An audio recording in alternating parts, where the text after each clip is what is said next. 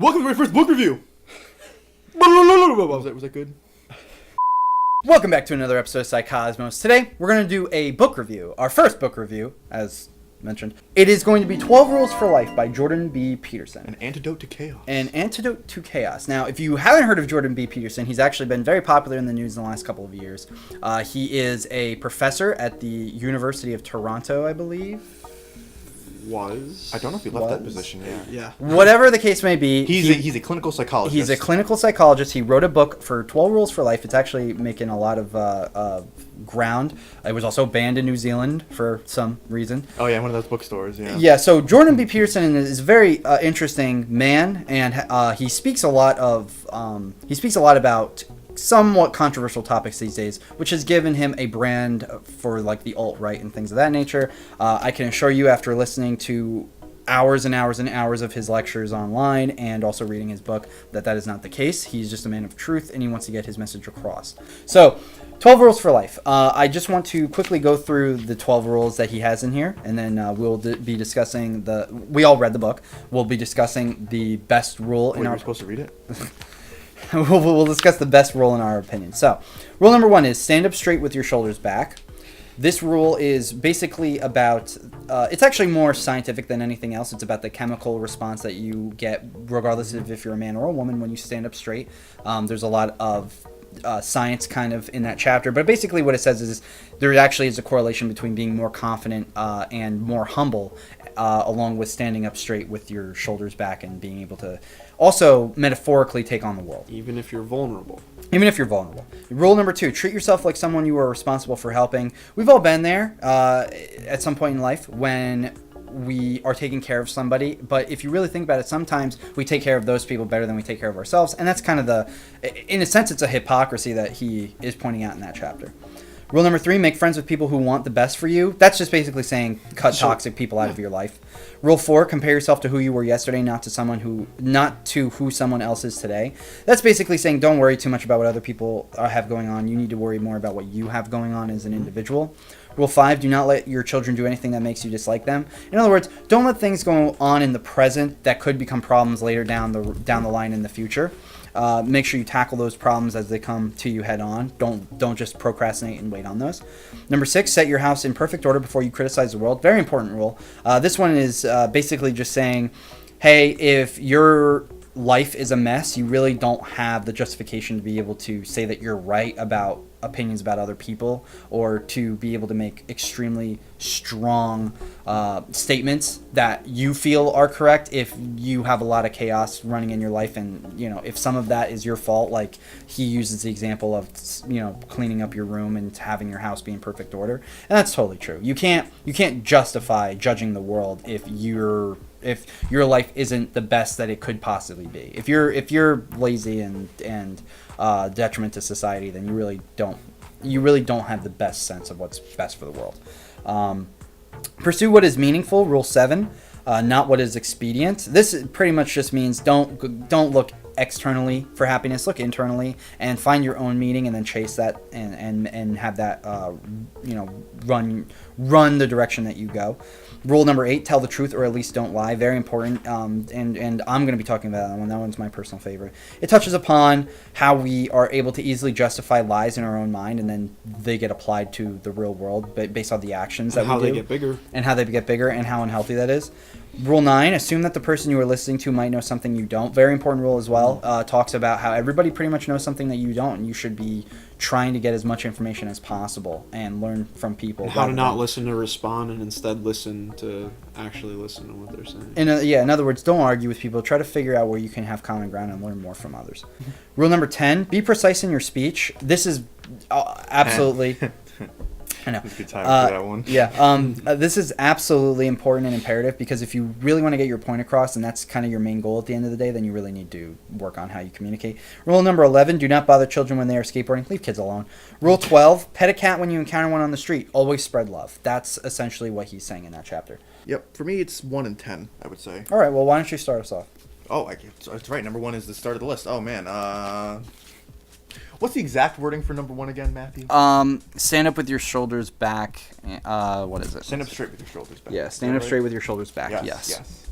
So that one was really interesting because And that one's, I think, one of the ones that's been misrepresented a little bit in news and book reviews, because he talks about the neurochemistry of lobsters. Yes. And so everybody that claims to have read the book, and it makes me question if they had actually read the book, just goes in and they say, he says that people are like lobsters, and that you should act like a lobster, and then you'll get all the girl lobsters to like you. And it's like, that's really not what he's talking about, but okay. Really what he gets at in that chapter is there's specific parts of your brain that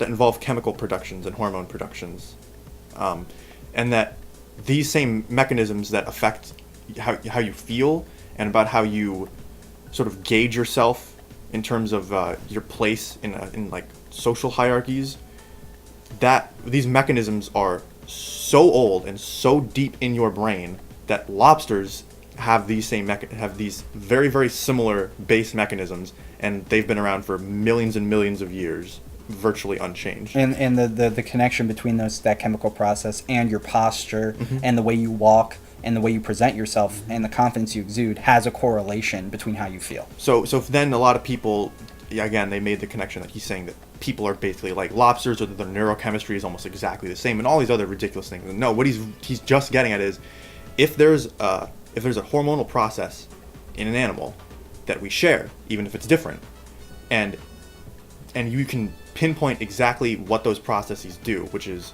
has to do with your posture, has to do with how you feel, your ability to be combative and to be combative again, because he ties it into lobster fighting and that sort of thing, and then also your I forget what he calls it, but it's basically like a biological counter for you. You are aware of where you stack up in the world in terms of social hierarchy based on how you feel. So if you feel bad about yourself and like you're worthless and you haven't been doing a lot, you get this subconscious feeling that you're low down on the totem pole. And you'll place yourself down. And you'll place yourself down there.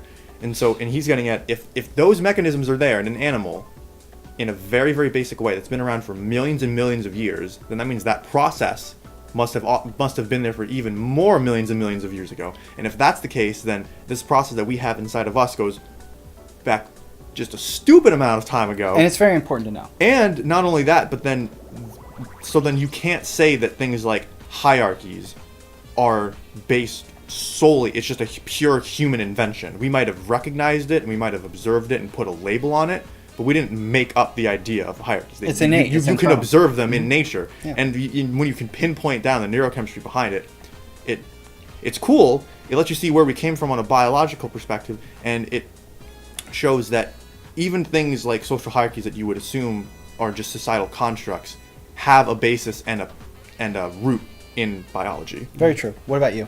I don't really want to talk about anything in anyone in particular, but I can say this book,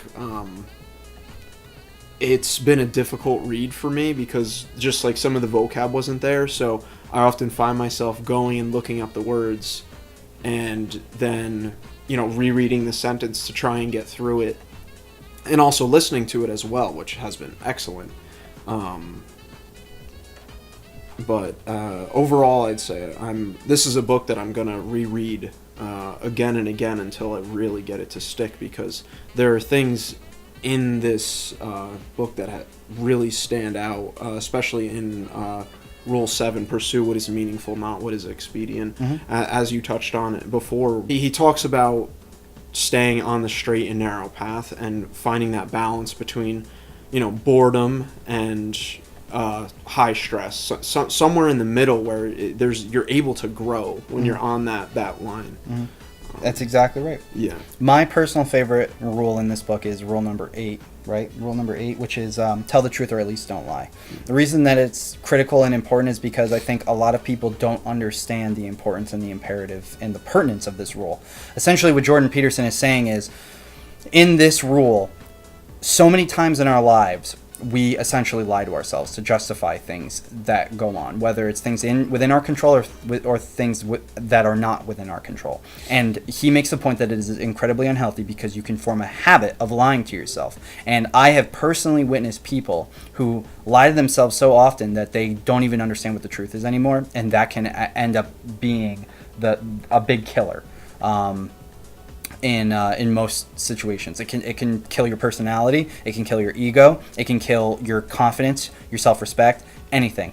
The more that you lie to yourself and the more that you are unself-aware of what's really truly going on in your life and what's going on around you, the more you are going to be miserable. And all it takes is just recognizing the truth and understanding the truth and telling the truth. And that includes to yourself. I think it's very important. All right, so overall then, would you say that this book made a positive impact on your life, and would you recommend it?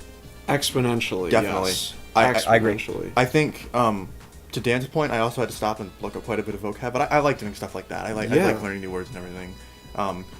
I think he talks a lot about more complicated technical psychological issues that people go through in a very down to earth sort of way. I don't really like calling this, and I don't like when people call it a self-help book, because I don't really think that's what he's getting at. I think he's more just trying to give you some knowledge and some not rules that he's telling you must follow, but rules he's presenting to you as saying, if you were to follow these rules, do you think it would have a better impact on your life? If you were to follow just one of these rules, do you think it would have a positive impact on your life? And if the answer is yes, well then maybe at the very least you could read this rule and see how it could apply to your life. It's really a great foundation for understanding yourself in a new way, and kind of looking at all these. Absolutely. I would say. It's positive, it's enlightening, it has a lot of wisdom and knowledge. I highly recommend it. Personally, I think we can give it a Psycosmos score. I give it a 10 out of 10. I give it a 10 out of 10. 10 out of 10. 10 out of 10 book. And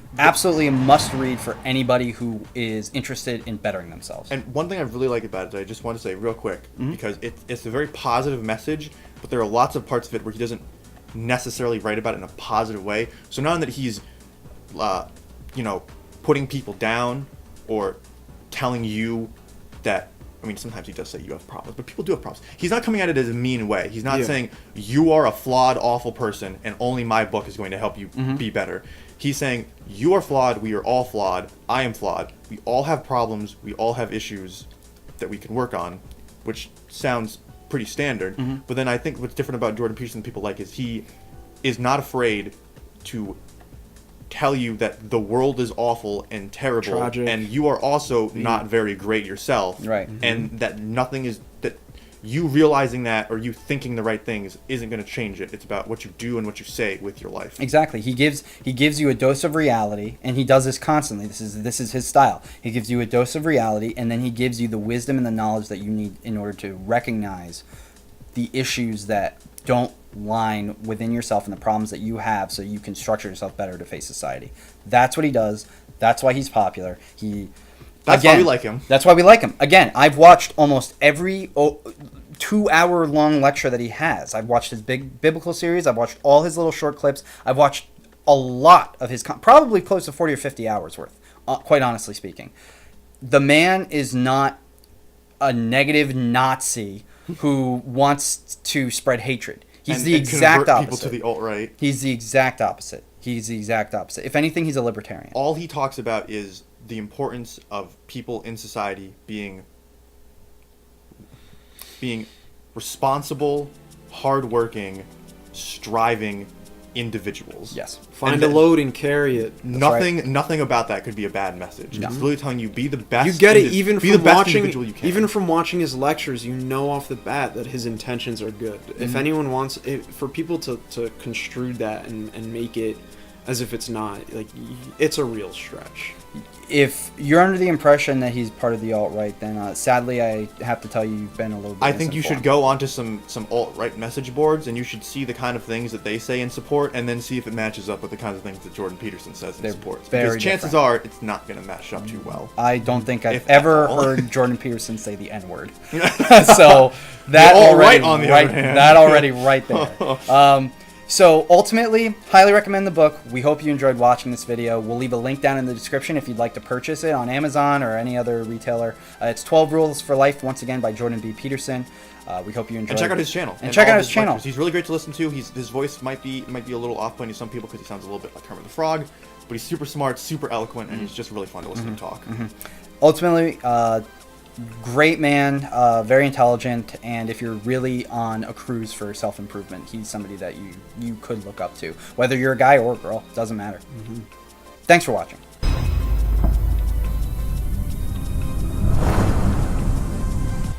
Hi there.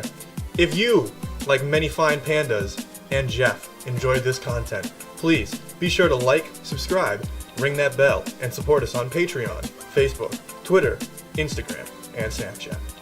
Thank you.